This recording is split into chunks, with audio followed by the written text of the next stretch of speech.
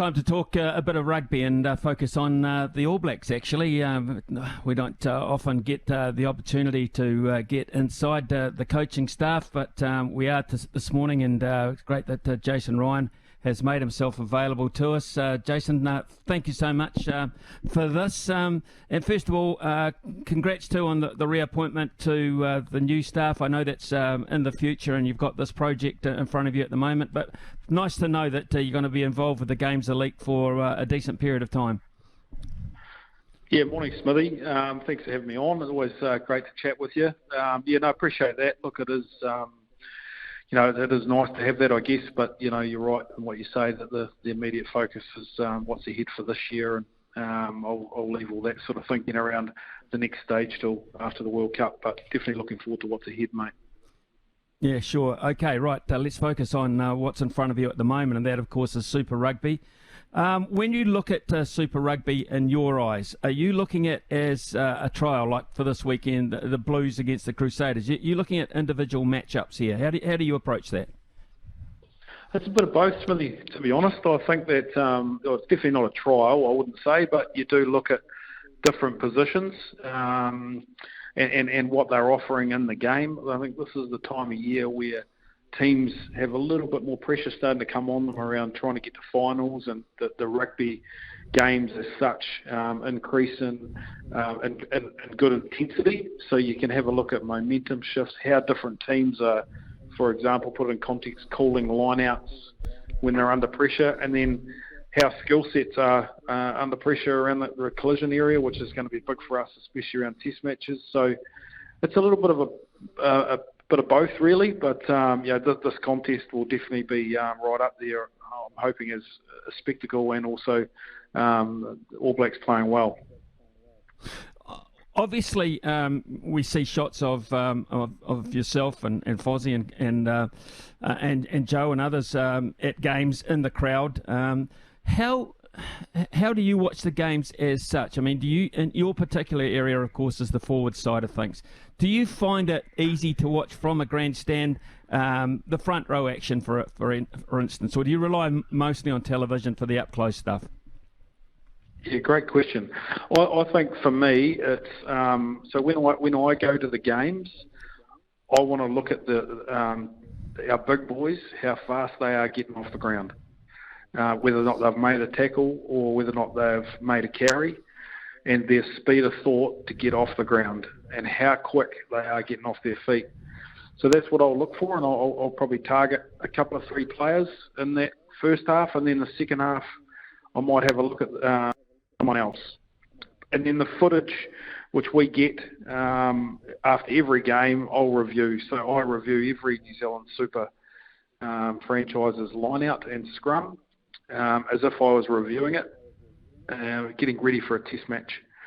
So basically, because I've got to stay sharp, and I think we've got a really good relationship with all the forwards coaches for the super teams. They're all doing a great job. So I'll connect with them, and I might send a couple of clips and say, have a think about this. I'll leave it with you. It's their teams, but that sort of gives you a bit of context, Smithy, of what I'll look for and how I'll go about it. Are you happy now? I mean, when you look at this, and obviously you will have a say in selection as such, you happy now you are seeing enough from your incumbents, or are you happy that you're seeing enough from possible players putting pressure on? Yeah, there's definitely a good possible.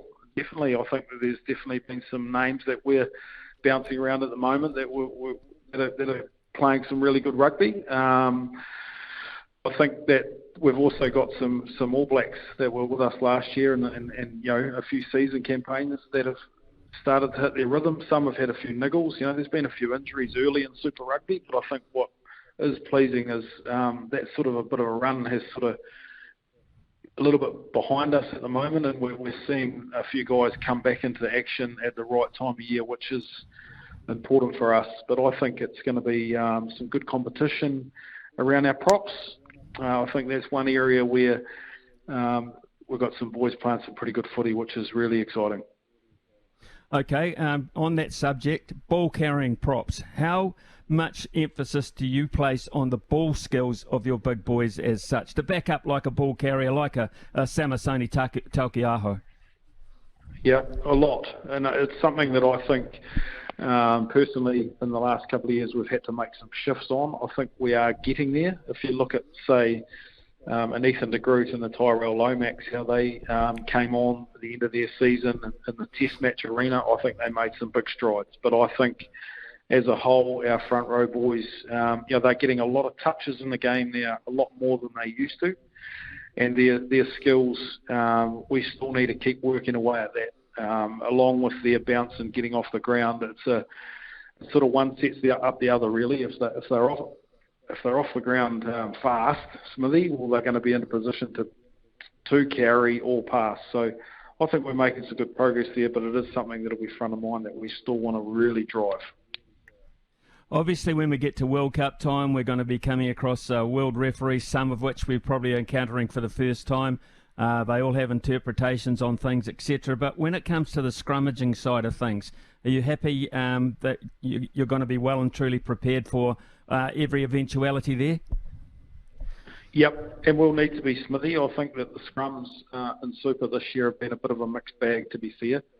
I think that, look, there's some good conversations going on behind the scenes with the referees and the coaches. I think that side of things is really strong. Like each Super club in New Zealand has got a Super Rugby referee aligned to them, which I think is a real step forward in conversations and what we need in key areas and understanding on rulings. But also, they're getting directed from Joel Duke, who's the head of referees, who's based in France. So it's a matter of working with them, but I think that we will have different situations that we'll have to come up to speed with really, really quickly, but I'm confident we'll be able to do that. Right. The other area which is often talked about is the line-out drive situation. In fact, your good friend, the professor, came up with a couple of statements about it this week, which are countered by a couple of other people. But the fact of the matter, it is here. It is in the game. It is a hell of a tool for scoring points, and it's a hell of a hard thing to defend at times. How much time do you strategise over that, Jason? Yeah, a lot, and it's becoming a big part. What I will say is, the game of rugby, you got forwards and you got backs. That's the beautiful thing. It's no different to cricket. You got your batsmen and then you got your bowlers, haven't you? So we all complement each other. But I think on the subject of mauls, I think we can actually tweak a few things where we can actually make it better instead of criticising it as such. Like had the conversation last week actually. If it's a 6-man line out, we'll leave it as a 6-man line out instead of piling heaps of numbers into the maul where it does look a little bit sloppy, but that's something that can be talked about, and I think those conversations are ongoing. But as far as line-out defence goes, back to your question, Smithy, yeah, we put a lot of work into that, and I think that the super teams, I need to speak on behalf of the New Zealand sides at the moment, I think that they're doing a really good job in stopping mauls, and there's some good work going on there from the coaches. In terms of contesting lineouts in certain areas of the field at certain stages of matches, whose call is that, and how much chat do you have with your on-field captains prior to going in terms of those kinds of strategies? Yeah, it's ongoing. It's pretty fluid, that side of things, Smithy. We'll have a line-out defence leaders who keep an eye on things and different formations that they'll preview. For us, Scott Barrett has been immense in that area, and we're growing another couple of lads, but you just got to have a look and at the start of the game, and I've got to give those boys solutions as well, because you can do all your preview during the week, but that's the beauty of test matches. You can get a different picture in the first 10 minutes, and then it could change again in the next 2 line-outs. So we've got to make sure our messaging's right, and whether or not we're going to have air pressure, so pressure in the air or pressure on the ground. That's how we'll sort of run that, and we've got to be able to adapt quickly if there's different pitches. With the international season approaching, of course, traditionally this is the time where All Black selectors really sit forward in their seats, but it's also a time where I would imagine you get more and more nervous because you've already lost a little bit of your propping resources this year. So I would imagine you sit and watch and have your fingers crossed a number of times. Yeah, it's a bit of both, really, Smithy. I think it's a great great opportunity to really challenge your coaching as well. Like, you got to coach these boys, and if someone else gets an opportunity through an injury, that's when you got to really make your mark as a coach, I guess. So I think, when you look at someone like Neeps, who's a really experienced tight head, he's injured, and there's not heaps of big international tight heads queuing at the front door at the moment. She's a pretty unique spot, but I'm pretty, I'm pretty confident that we're going to have some boys that come through, and Neeps, all going well, will be injury free by the end of the year. Right. The next important thing is the scouting side of things in terms of overseas teams, and Six Nations, I suppose, is invaluable for that purpose as such.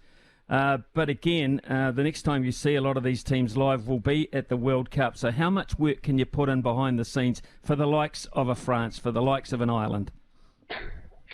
Yeah, well, look, I think certain teams have themes and pitches that they really see as a trademark for them. So I think we've got a fair idea of what that is, but where it is now. But you talk about the World Cups, it's different. It is so much different, and teams will be at their absolute best, and they wouldn't have showed their hand. But that's where game 1 in September against France, we're just got to make sure that we've done all the work. I think more importantly on our game and how we're tracking. Like you can look so much at the opposition, but you've got to make sure that you're sorting your own shit first, to be fair. And I think that'll be a big focus with the Rugby Championship. Ireland look good again. We saw how good they were on New Zealand soil, but it looks as if their consistency is at a very high level. I'd agree with you, Smithy. I think that one of the things that they do really well is the simple things really well over and over again.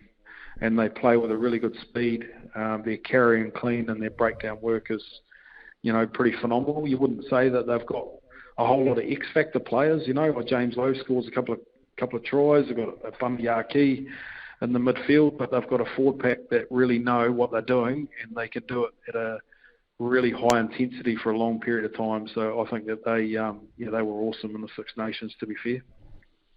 So how far away, Jason, and what kind of work are you guys going to be able to get hands-on with your squad as such? I know you've had the odd get-together as such, but when it comes to absolutely getting stuck into it, what does the program look like going ahead? So after the Super Rugby final, we've got 7 days together, and then we go to Argentina.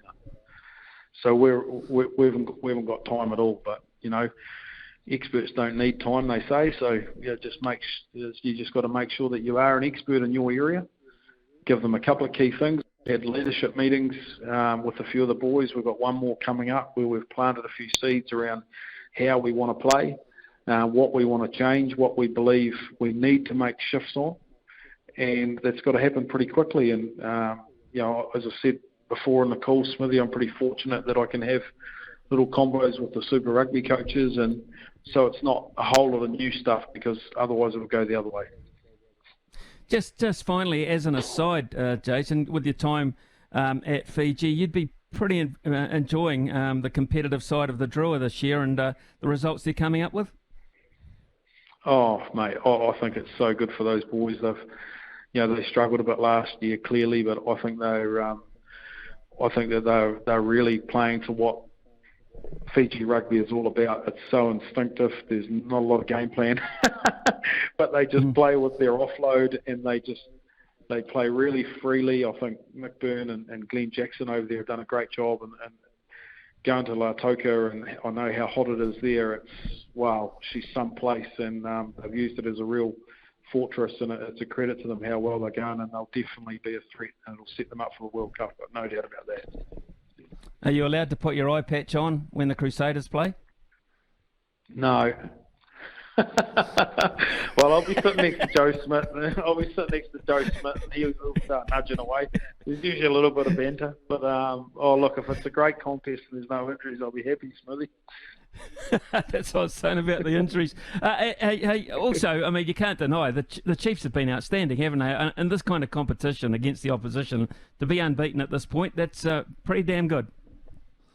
Phenomenal. I think that Clayton McMillan is doing an outstanding job with those boys. I really do.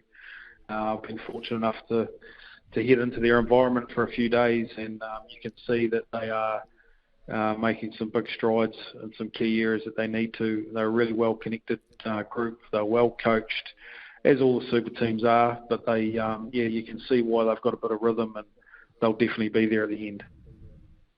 They will indeed, and you'll be with the All Blacks for a long period of time, which is great news, Jason. And really enjoyed the chat on exactly what you're looking at when you're watching a game of rugby. I think that's a great insight. So thanks for that. Go well, stay well, and we'll catch up again soon. Thank you. Yeah, good man, Smithy. Great to talk to you. All the best. Cheers. Yeah, cheers. Jason Ryan there, of course, assistant coach for the All Blacks, whose domain is the forward pack, and getting them ready up front is going to be a huge mission for what's coming up in the World Cup. But of course, as we just heard, only about a week between the Super 15, or the Super Finals, I should say, Super Finals, and heading to Argentina. That is not long at all to get everything together and on song, isn't it? And they'll be under pressure. It's never easy in Argentina either. So a tough one first up, and you can expect a lot of All Blacks within that first squad to be playing in the Super Final the way things are tracking at the moment.